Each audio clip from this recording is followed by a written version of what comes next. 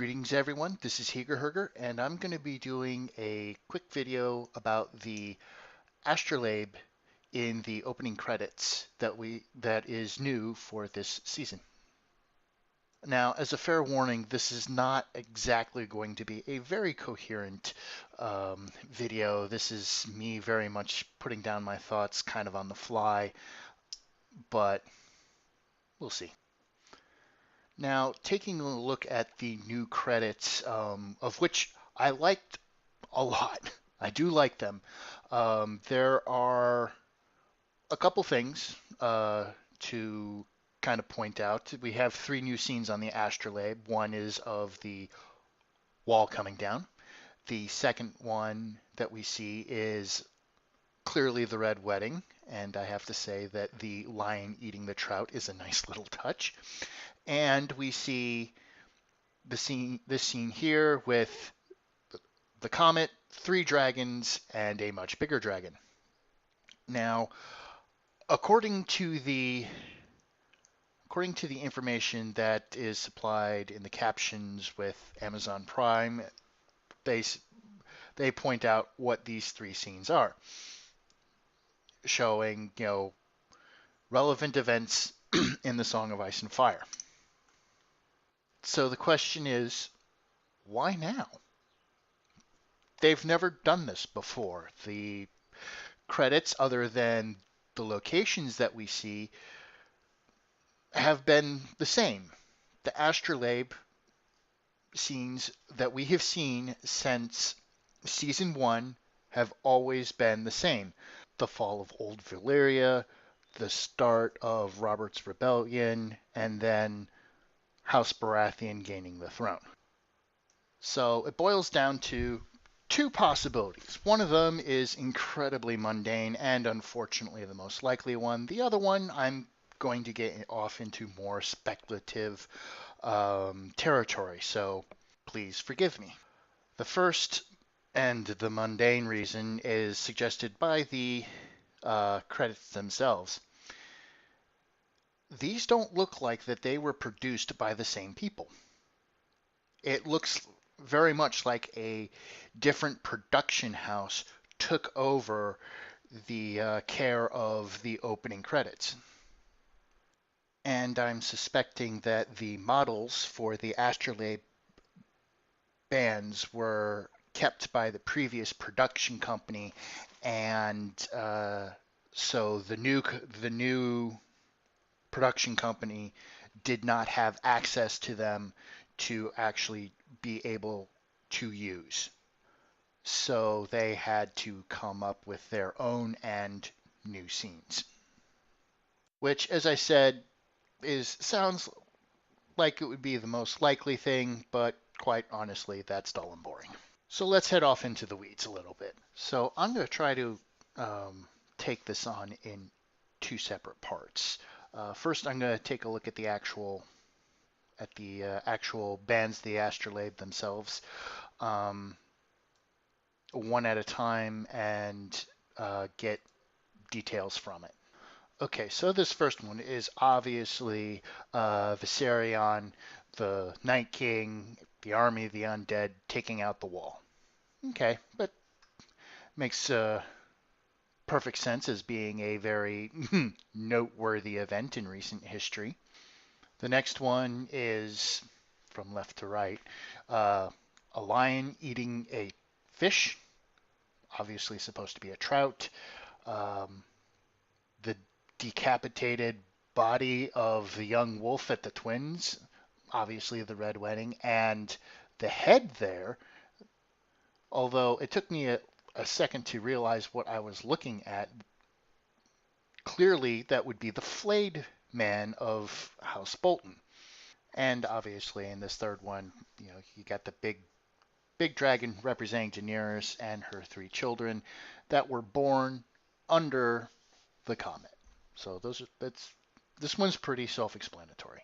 The previous bands were obviously made of metal, possibly gold, but considering this is likely to be a reference to the Citadel, which case most likely brass, since brass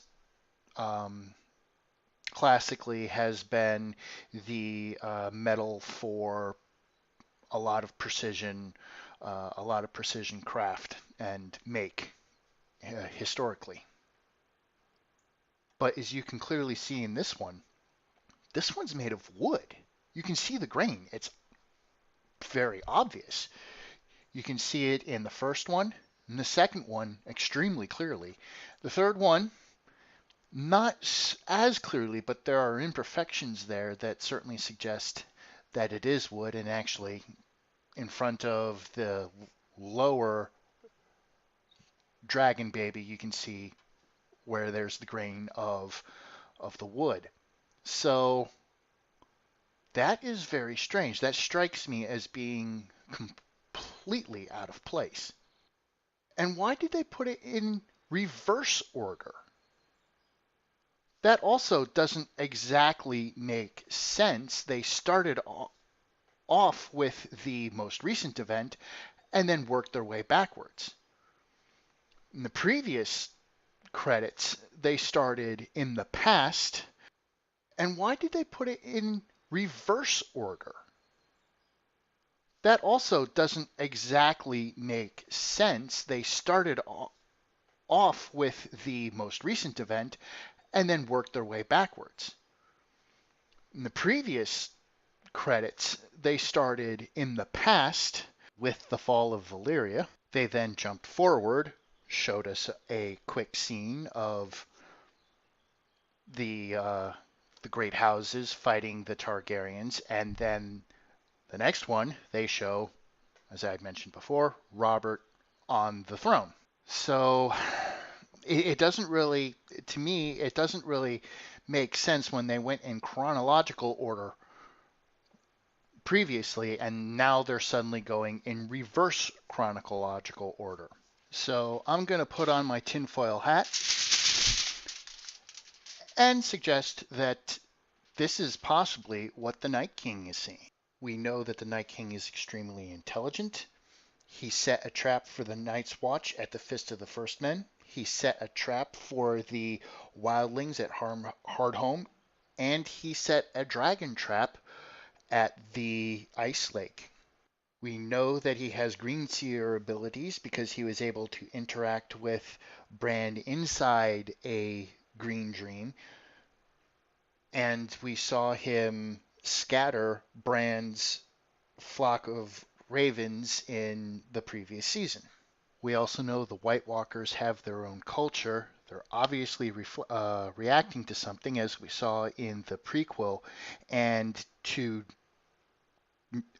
not assume that they don't have their own prophecies is just ridiculous.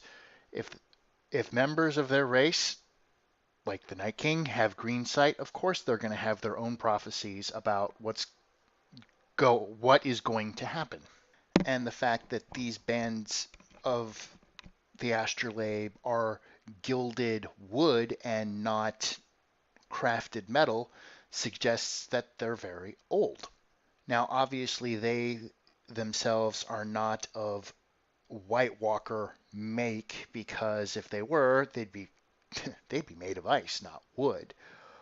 But back at that time period, when the Night King was created, according to the show, the most common way of recording anything would have been in wood and in stone.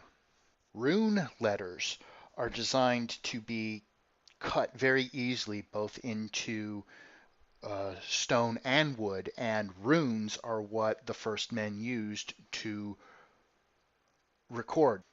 Now, if you look at the scenes themselves, starting off with the birth of the dragons, which actually is pretty obvious, their biggest threat and biggest asset in order to be able to get through the wall. The second one, the greatest threat to any invasion of the North and the cohesive force of the First Men's strength, House Stark, is now dead. The Riverlands, which had for 300 years been under the rule of the the Tullys, the Trouts. They're now gone, which leaves even more of the continent bare and open for easy invasion.